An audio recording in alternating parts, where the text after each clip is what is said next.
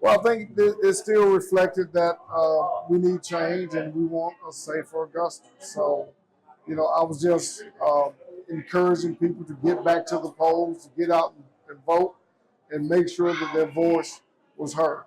And that's all we did, is get out and encourage people to get back to the polls. What does it mean when you look at that crowd of reporter, or excuse me, when you look at that crowd of supporters out there, you saw your wife out there, your mom's out there, what does it mean to have them by your side for all of this? But it meant the world to me because they were the ones who, I had to lean on when, I was tired or I didn't want to go. And, we had a lot at stake. And so it just really meant a lot to see them there, to see them rejoice. I was happy for them because of the work that they put in. I'm used to hard work, and sometimes I would push them and push them. And so they were like, man, you don't give us a break. I'm like, look, we're close. We're close. And so you just have to, continue to push and to get to where you're trying to get to. What's next for you now that, kind of the hard part's over with now it's time to get to work. So what's next here?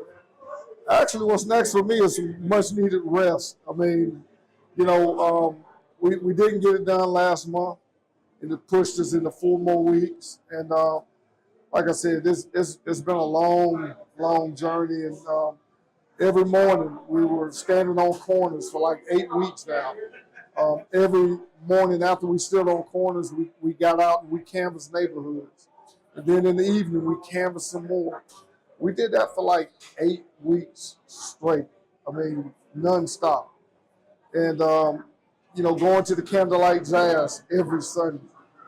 After going to churches. One Sunday I went to church, four different churches on one Sunday. So it was just go, go, go, go, go. And now it's time for some much needed rest. What's been the main source of support that's gotten you to this point? Like, what's been with you by your side that's gotten you to this point right now? Well, every time someone says, I can't do something, or I don't think, you're going to be able to do it because of this reason or that reason, just, not letting that stop me. That's, that was the motivation to get there. Every time someone say I can't, or, you're not going to be able to do it because he's the incumbent, you don't have the name recognition, just, gave me a little more fight, a little more motivation to get back out there and just get it done. What message do you have for all of your supporters that are watching this right now? For my supporters, I just like to say thank you. I couldn't have done it without them.